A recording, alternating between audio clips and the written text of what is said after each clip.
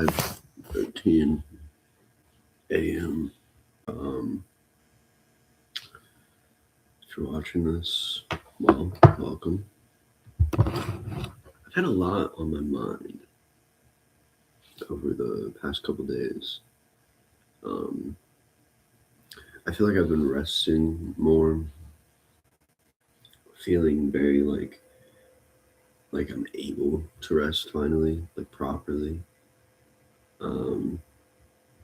in my own kind of creative space. And that's the thing, I haven't been too creative, like physically, and I've been writing very little, drawing and painting very little, reading very little. Really, I've been in my mind a lot, thinking, like, what do I want to say, and how do I want to say it?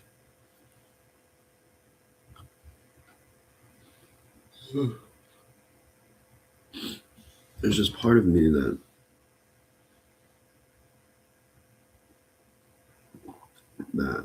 is afraid to really dive in to my own absurdity that I've caused or created. There's also another part of me that is very keen to kind of regressing back to old ways and old habits. And there's also this part of me now that is very fixated on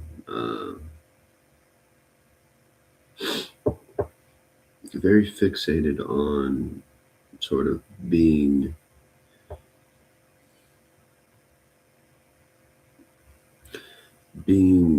content with myself and my habits.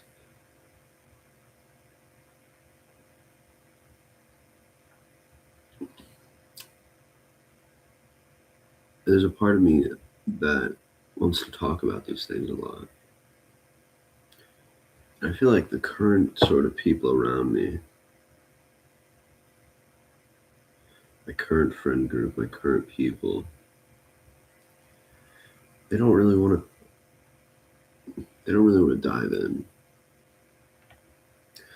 They don't want to talk about these things. And if they do, it's very contradictory. It's like, telling me what I want to hear, being a mirror to me.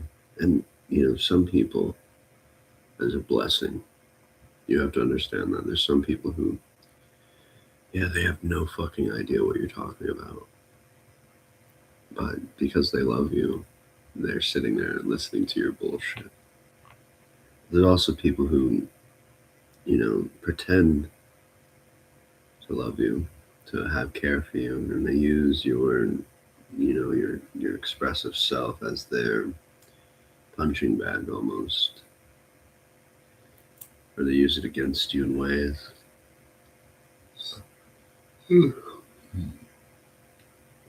And something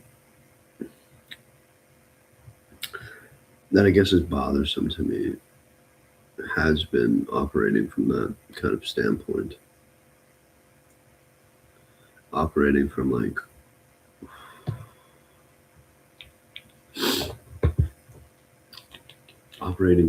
a standpoint where what is true to me that I can express myself truthfully to another. And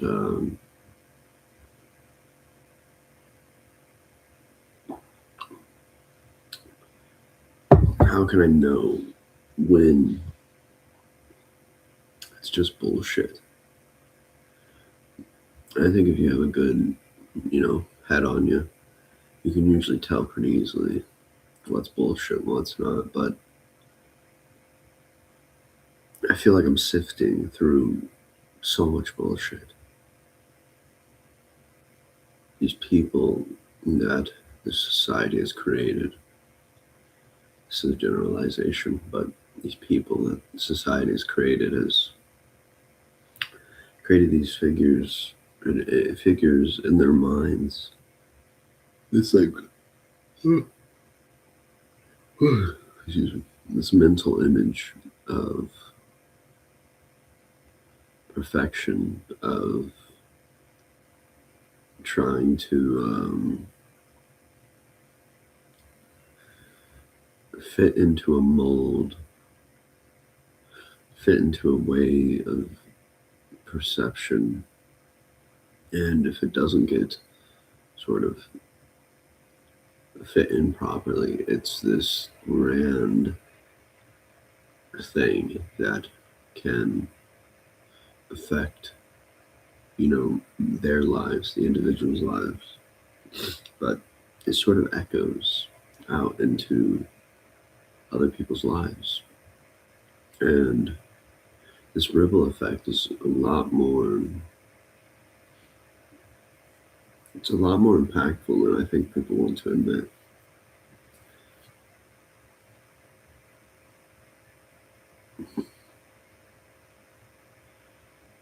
From my own personal standpoint, there has, been things that my parents have taught me or have, shown me, or, growing up, we lived in a certain way that I thought was just normal.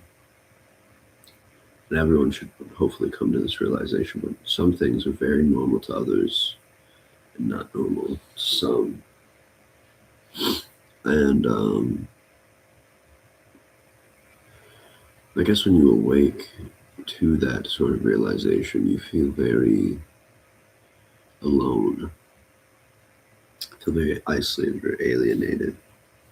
You feel very separate.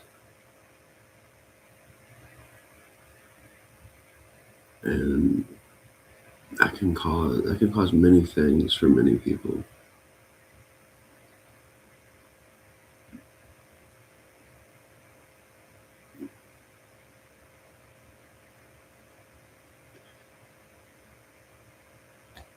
When I first awoke, not became woke, but awoke to myself, to the present moment, to what can be created in the now. Myself became, I myself became very fixated on a lot of people's expression throughout history. I became fascinated with the whys and the hows and what caused this and what caused that.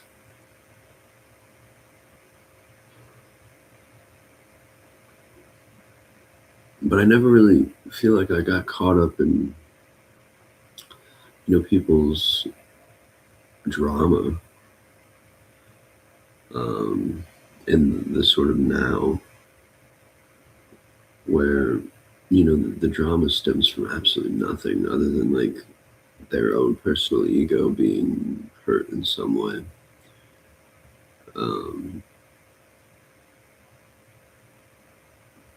That was kind of throughout my whole life. I feel like people got in drama, and I was just there amongst the drama.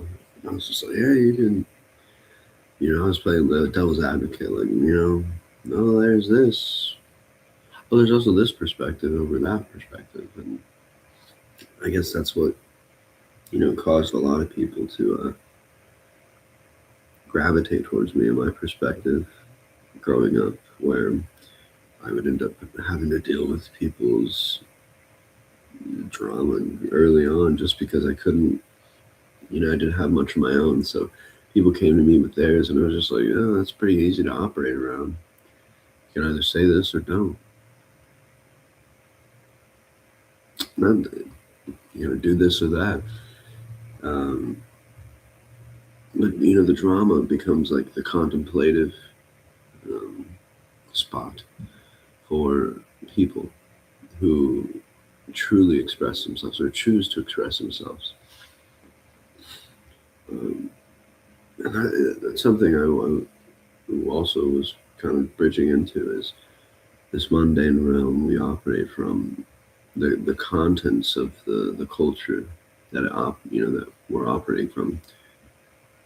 The contents contain people who step into the void and express themselves, and they become the contents of conversation, the meat and potatoes of the culture.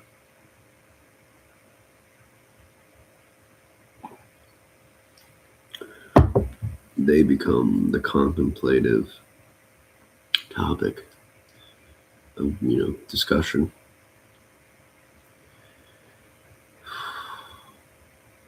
And it's almost sad for me when I'm just living and chilling and just kind of taking it in, and I get this feeling that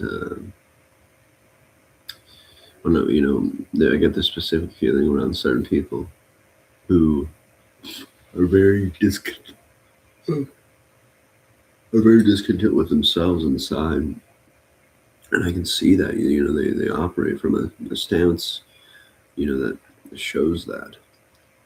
Um, and I feel like with all my experiences in the psychedelic realm, if you will, or a lot of my experiences from listening to lectures and reading a little, reading. I wouldn't say I'm a crazy reader, but I am a reader. Um, I'm a curious person about certain things, and I can also come up with. I like coming up with my own thoughts on things and writing them. But um, from those experiences, I like to sometimes portray this expression that is kind of dangling in front of the people who are very discontent. But I like kind of dangling this sort of free,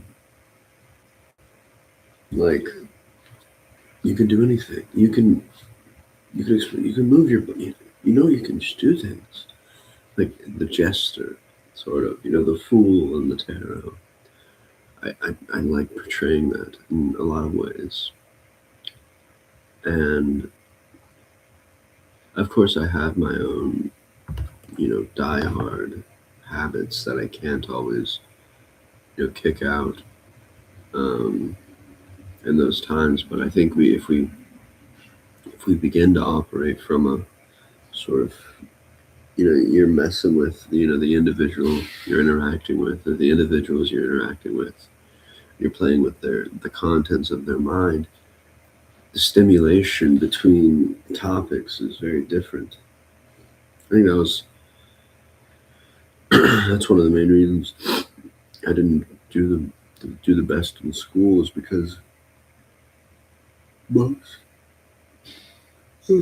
most of my teachers, I mean, except a few, but maybe even a couple or one, but most of my teachers genuinely hated what they were doing, or had no like interest and love for it. It was just like, oh, I'm here, so I'm doing it. And as a child, as a kid, you can sense that, definitely. But those are the times when you're most impressionable, and when you have a culture and people who are constantly demanding you to fit into a mold out of fear of being wrong, wrong. The child just listens and obeys usually. And of course, we're generalizing again, but you can weed out the people who, learn how to just how to say what people want to hear and then go live their own lives, which I feel like is kind of what I did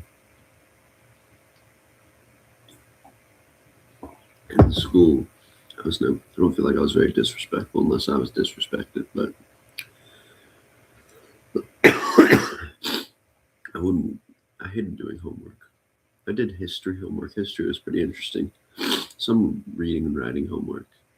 was interesting. Some science, computer class was um, but mainly I would just have my earbuds in and I would listen. I would talk to people and I would listen.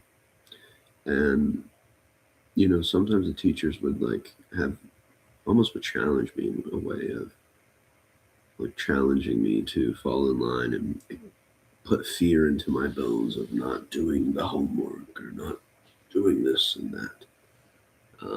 But I think quickly, people realized or teachers realized I was just this is not who I was, not the way I was operating. And it wasn't out of disrespect or hatred. It was just like this is me. I'm not doing that. You can do it. I'm not. You can do it. And I guess that way of operating can really diminish yourself in a societal way. And I won't lie, I've after high school, I kind of I wouldn't say I regressed. I grew into what I was and what I was becoming, and who I am now. But there was an extended period of time where I was just lost in the chaos, lost in my head, um, unable to like truly express myself and or have the balls to pick up a pen or paintbrush or to play guitar religiously or something. I didn't feel like I was capable of becoming anything. Like it was luck of the draw, like all these other people before me. They just got lucky and they were born with these gifts. And then I don't know when, but I awoke to some realization. I was like, holy shit, I can just do it. I can write. I can write about whatever. I can write. I can paint. I can play that guitar. Like, however the fuck I want. I can walk down the street in a certain way. I can sing my song in a certain way. And that's free. It's also very scary to just like have that sort of like freedom, being kind of just shown to you all at once.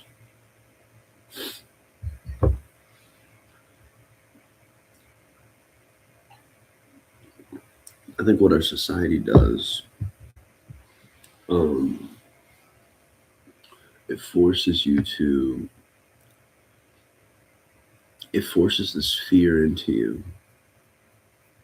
And due to like social media algorithms and algorithms in general and AI, your fear can be projected onto you through those things. And if you have no awareness, no ability to observe your own awareness or observe your own thinking, there's no question to what you're seeing online and through these screens. There's just what's on your screen, and you're fearful, or you're loving or hating or whatever. And I feel as if I am just surrounded in a sea of that. And something I tell myself is that it's everybody's first time living, and sometimes that gets the job done, but other times it doesn't. So sometimes I'm just like, you've been operating in this world, you've been alive for this long, and you're still, this angry or this problematic. Or you see this as a problem when it's just a fucking spill on the ground.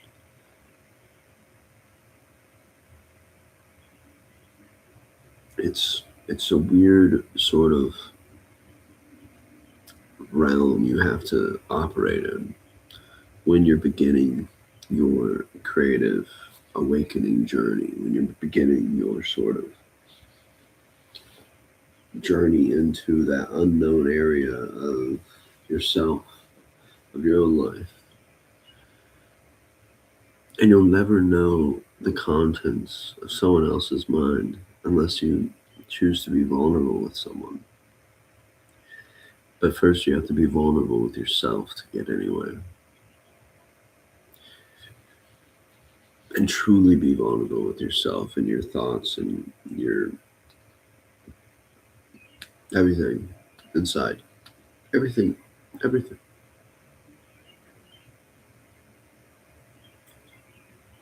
Just gotta dive in. Peace out.